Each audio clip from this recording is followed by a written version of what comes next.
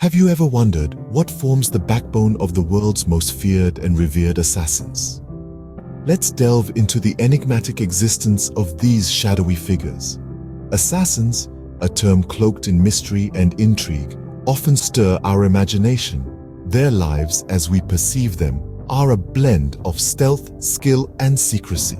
The shadows are their home, the night their ally, and death their trade. In the realm of popular culture, assassins are often portrayed as cool, calculating figures. They are the silent predators, the unseen threat, the lethal whisper in the dark. They are the embodiment of a dangerous allure, a deadly charm that captivates us. The silver screen paints them as agile, ruthless, and impeccably dressed.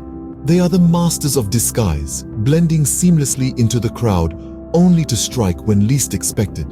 But how much of this image is fact and how much is fiction? The truth, as you might suspect, is more complex than it appears.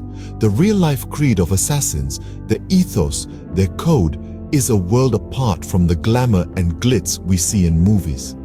It's a creed shaped by necessity, honed by survival, and steeped in a history that dates back centuries. This creed, this set of beliefs and principles, is layered with profound wisdom and brutal pragmatism. It's a roadmap to survival in a world where the stakes are life and death. It's a guide to navigating the treacherous waters of politics, power, and peril. It's a testament to the strength of the human spirit and the lengths to which it will go to preserve its freedom. So, let's peel back the layers of myth and misconception.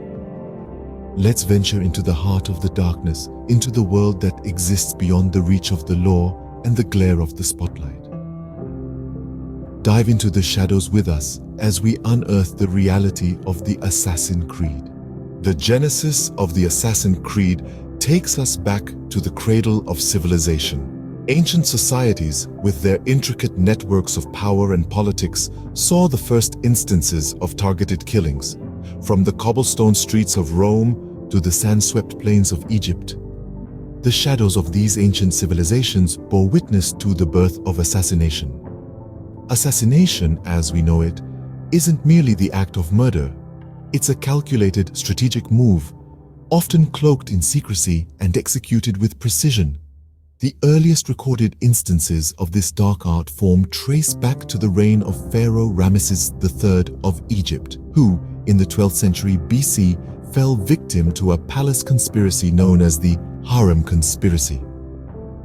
But it was during the Middle Ages, a time rife with political turmoil and religious strife, that the professional assassin truly emerged. As power structures became more complex, the need for covert actions to eliminate threats increased.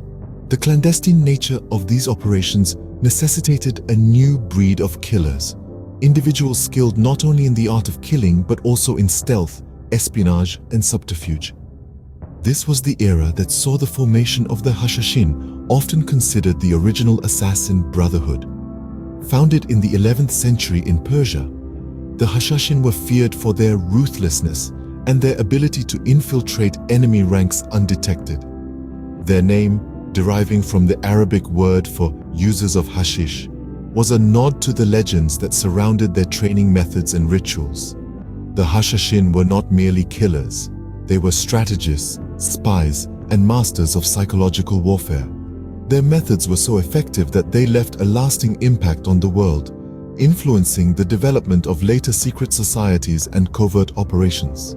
The seeds of the Assassin Creed were sown in these historic times, growing into a complex and lethal legacy. As centuries rolled, the Assassin Creed evolved, adapting to the changing times. The creed, once a straightforward doctrine for political murder, started to transform. It became less about the physical act of assassination and more about the art of manipulation, the psychology of influence.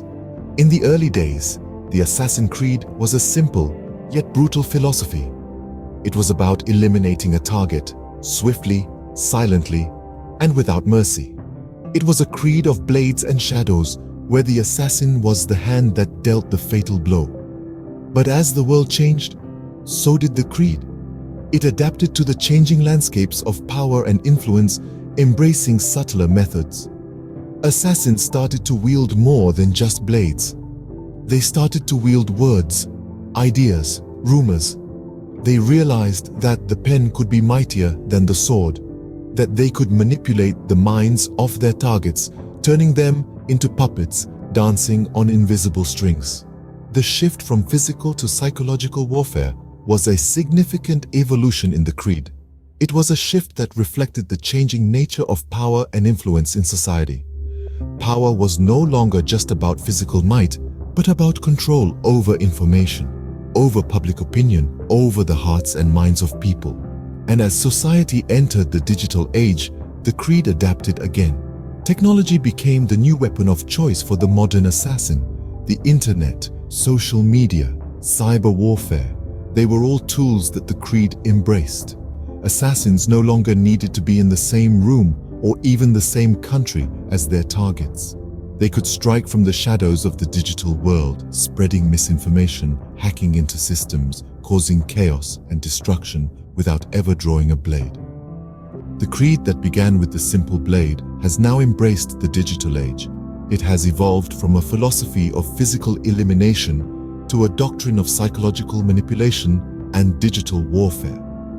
And as society continues to change, the creed will continue to adapt, to evolve, always staying one step ahead. In the 21st century, the Assassin Creed is more than just a relic of the past. It has transcended time and space, evolving from a covert fraternity of individuals to a complex web of organizations. The creed today is not just about the physical act of assassination. It's about the ideology that fuels it, the strategy that guides it, and the impact it has on our world. In the modern era, the creed's relevance is not limited to the shadows. Now, it exists in the limelight of geopolitics and power struggles, where nations and organizations employ it as a tool to further their agendas. The shift from individuals to organizations has been seismic.